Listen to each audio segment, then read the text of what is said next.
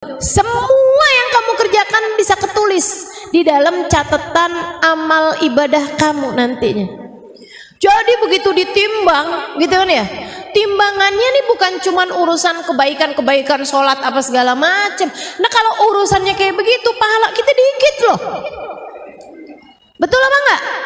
Ibu kalau yang ditimbang di timbangan amal kebaikan tuh cuman sholat, emang kamu sholat berapa rakaat?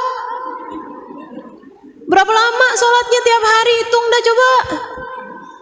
Sholat duhur 5 menit, sholat asar 5 menit, sholat maghrib 3 menit, gitu ya. Sholat isya 5 menit, sholat subuh 2 menit. Hitung tuh coba. Ya ampun, gak nyampe 25 menit. Artinya gak nyampe setengah jam dari 24 jam waktu yang Allah berikan kepadamu. Belum lagi sholatnya, sambilan sholat sambilin mikir mau masak apaan habis gini ya. Emang iya gitu ada di timbangan amal kebaikan. Waduh, kayaknya berat nih mau naroin kebaikan-kebaikan kita yang bisa ngeberatin biar bisa lebih berat daripada dosa-dosa kita. Gimana caranya nih biar bisa ngeberatin timbangan amal kebaikan? Jadikan semua perkara mubahmu sunnah. Ini pesan dari Sayyidil Habib Umar bin Hafid. Kata Habib Umar bin Hafid, al-mu'min ma yaf'alul mubah. Orang yang beriman tuh nggak ngerjain perkara mubah. Kok bisa gitu, Bib? Ya ngapain kamu ngerjain mubah? Kalau mubah itu bisa bernilai pahala ketika kamu ngebagusin niat dan ngebagusin caranya. Beliau gitu, kamu bagusin niat, kamu bagusin caranya, itu jadi berpahala teman-teman.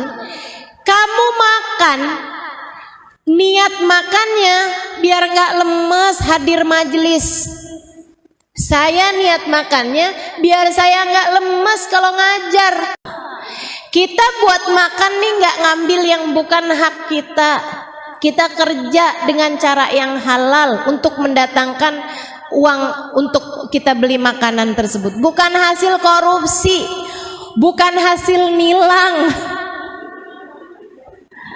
bukan hasil ngambit duit di saku suami. Kita dapetin makanan tersebut dengan uang halal, kita beli pakai uang halal makanannya halal, kita makannya dengan adab-adab yang disunnahkan oleh Nabi Muhammad. Niat makannya biar enggak lemes untuk mengerjakan ibadah kepada Allah. Pahala teman-teman. Kamu makan berpahala dan dosa-dosa berguguran dari tubuhmu itu. Makanannya jadi sumber energi kebaikan.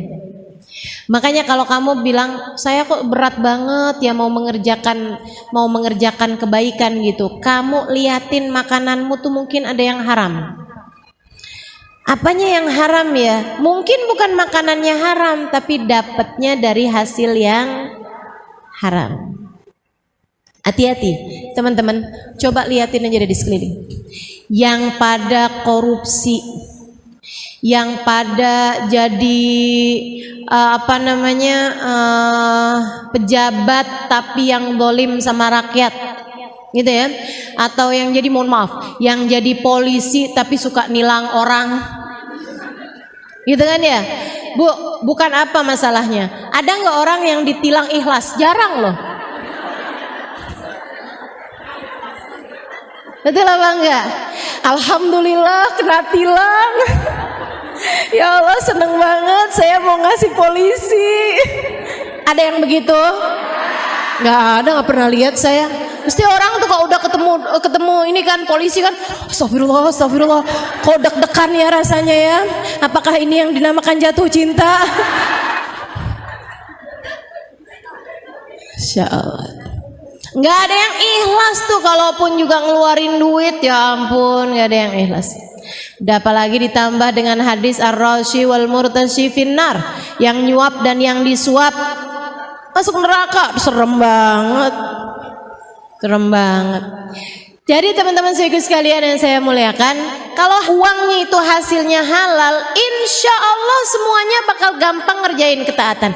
Makanya kalau kamu mau benerin hidup kamu tuh, salah satu dari yang harus kamu benerin biar taat yang dikerjakan adalah penghasilannya juga mesti halal.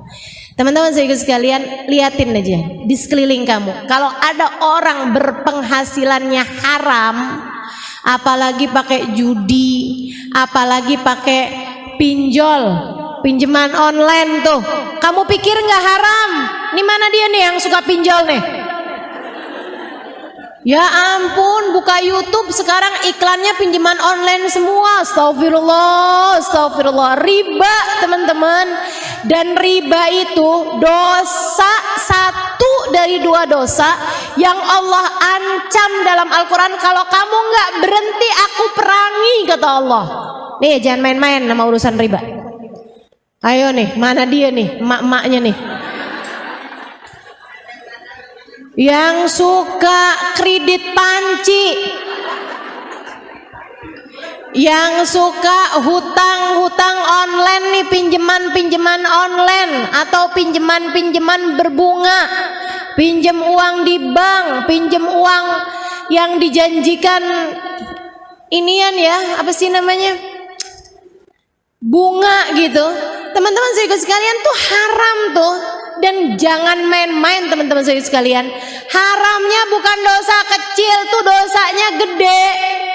Sampai katanya para ulama, salah satu dari dosa-dosa tertinggi yang bisa dipastikan pelakunya matinya tidak husnul khotimah. Dalam Al-Quran, saya baca nih di Quran nih. Oh, saya baca Quran dan insya Allah banyak yang ngerti artinya. Saya baca Quran. Di dalam Quran hanya ada dua dosa loh yang disebutkan sama Allah. Kalau kamu nggak berhenti, aku perangi kamu, kata Allah. Fa ilam tantahu fa'danu biharbin minallahi ta'ala wa rasulih. Kalau kamu nggak berhenti, aku ajak kamu perang. Orang diperangin sama Allah tuh gimana ceritanya bisa menang? Orang diperangin sama Allah tuh hancur sehancur-hancurnya hidupnya teman-teman. Dosa apa itu Ustazah? Yang pertama dosa ngebunuh Nabi. Yang namanya orang tuh dosa paling gede ngebunuh Nabi. Udah kebayang kayak apa dosanya? Nabi diutus sama Allah malah dibunuh sama dia. Orang yang ngebunuh Nabi Saleh, orang yang ngebunuh Nabi Daud, orang yang ngebunuh Nabi Zakaria, orang yang ngebunuh nabi-nabinya Allah Subhanahu wa taala, nabi dibunuh sama mereka. Itu teman-teman dosanya. Waduh, udah nggak kebayang deh, udah nggak kebayang. Dosa paling gede yang pernah ada di atas muka bumi ini ngebunuh nabi, kan begitu? Nah Allah bilang selain ngebunuh nabi ada satu dosa lagi yang Allah bilang kamu nggak berhenti aku perangi, kata Allah. Apa itu? Riba. Allah tuh habisnya bilang mengenai dosanya riba, Allah bilang fa illam tantahu fa'dhanu biharbin minallahi ta'ala wa rasulih.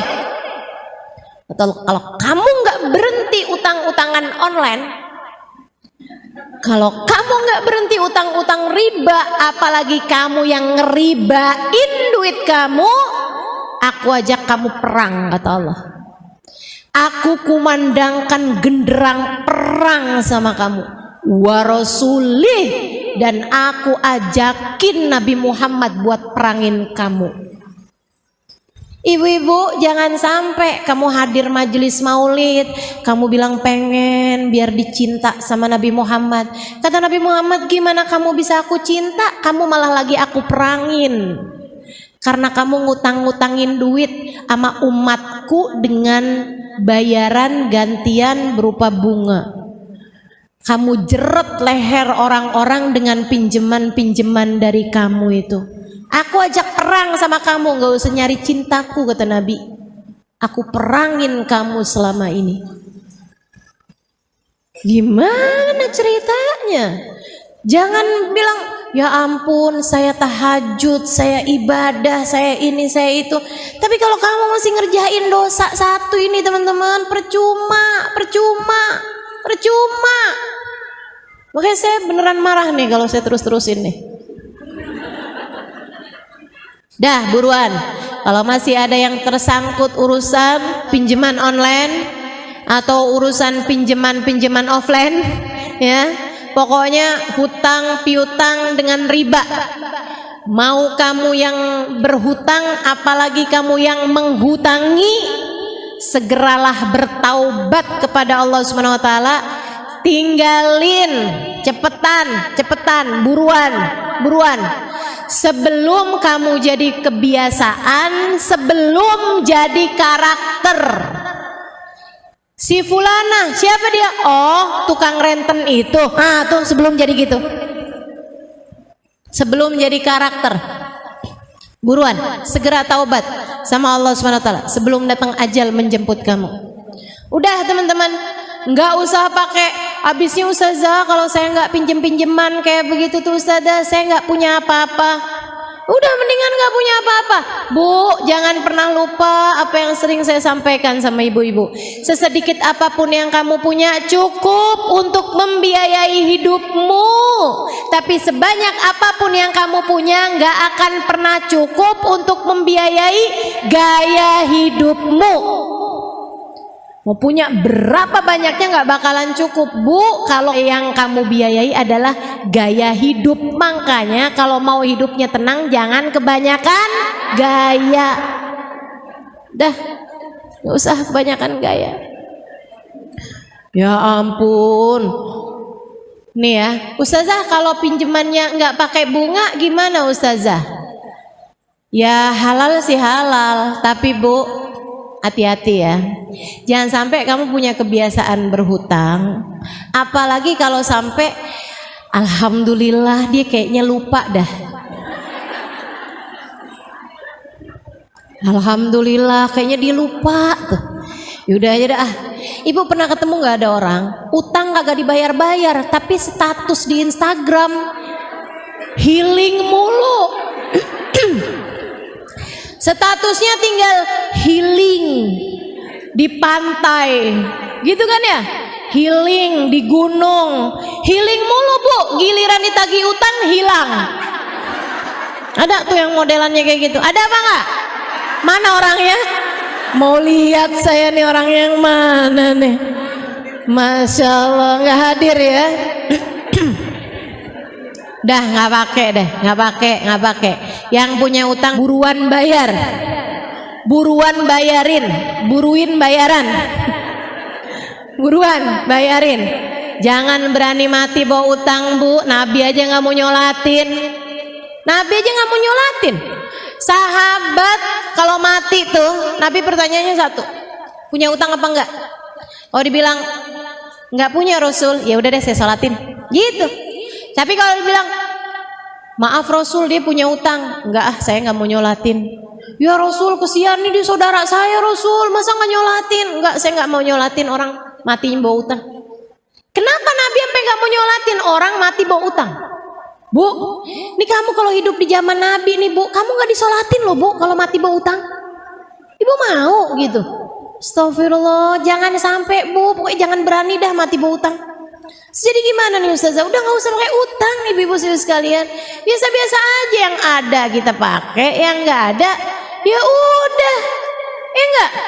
Ya udah nggak apa-apa kok. Gini di majelis taklim nggak ketahuan. Mana kerudungan mahal, mana yang murah. Nggak ketahuan Bu, mana yang abaya di atas 100 juta, mana yang 100.000. Udah nggak usah. Lagian ibu-ibu sekalian, kalau yang make orangnya keren biar kata murah kelihatan mahal. Maksud saya bukan saya, tapi ada orang-orang biar kata pakainya barang-barang murah juga kelihatannya mahal. Ya Bu ya, salah satunya saya. Masya Allah. Kalau orangnya nggak keren Bu, biar kata pakai barang mahal juga dikirain KW. Udah dah, ya Bu ya, nggak usah kamu jadikan tampilanmu sebagai nilai hidup kamu. Nggak di situ nilai hidupmu.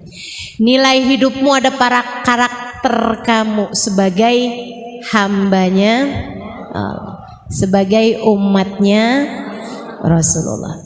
Jadi teman-teman saya sekalian, Habib Umar bin Hafid bilang, orang mukmin nggak ngerjain barang mubah. Ingat-ingatin saya, orang mukmin nggak ngerjain barang mubah. Apatah lagi makruh, apatah lagi haram, mubah aja enggak kok kita. Gitu. Kenapa orang mukmin nggak ngerjain barang mubah? Karena di saat dia mengerjakan perbuatan mubah sekalipun, niatnya bagus, adabnya bagus, sehingga dia berpahala semuanya. Ya, dan itu semuanya tuh kebiasaan yang dilahirkan dari perbuatan yang dilahirkan dari awal tindakan itu semuanya bergantung dari niat. Nah, si niat ini nih berdasar dari perspeksi, berdasar dari masyhad, berdasar dari sudut pandang. Maka ibu-ibu kalau pengen ngebenerin hidup, benerin niatmu. Dan kalau kepengen ngebenerin niatmu, maka benerilah cara pandangmu. Makanya kenapa ngaji penting, membuatmu tahu harus memandang dengan cara bagaimana. Gitu. Kenapa ngaji penting? Membuat kamu bisa ngerti cara memandang sesuatu, Bu. Gitu ya, Bu ya. Yang mesti dibenerin tuh ibu-ibu sekalian. Sekarang gini deh. Kamu punya suami. Nih ya, buat para istri yang punya suami nih kan. Nih kamu nih, kalau kepengen ngebenerin rumah tangga kamu gitu, bukan dengan cara kamu ngebenerin fisik kamu gitu. Oh, saya kepengen ngebenerin rumah tangga nih biar suami nggak kemana-mana, jadi saya harus berpenampilan dengan tampilan yang bagus. Karena hidung saya ini belum mancung, saya sepertinya perlu buat nambahin iya, buat nambahin apaan di hidung jadi biar agak sedikit lebih mancung, filler sana, filler sini, tarik benang, sulam alis, sulam bibir, kemudian tanam bulu mata gitu ya. Pulang-pulang keluar dari salon, jangankan orang lain, suaminya sampai nggak kenal siapa ini. Nggak gitu, Bu. Bukan juga dengan kamu memperbaiki tampilan-tampilan. Waduh, ini harus, ini rumah harus ininya harus di apa namanya, dicat ulang ini apa. Nggak perlu. Apalagi dengan memaksakan diri, ini rumah tangga jadi bagus kalau kita punya mobil, kalau kita punya rumah bagus, kalau kita punya rumah yang ada halamannya, biar saya nggak perlu healing jauh-jauh, saya cukup dengan keluar rumah aja, saya dengan memandang kebun-kebun di belakang rumah saya. Lah itu perlu berapa miliar buat kamu mewujudkannya? Ibu-ibu saudariku sekalian, bukan itu yang perlu kamu benahi, Bu, bukan. Kamu ingin membenahi rumah tanggamu, benahi niat.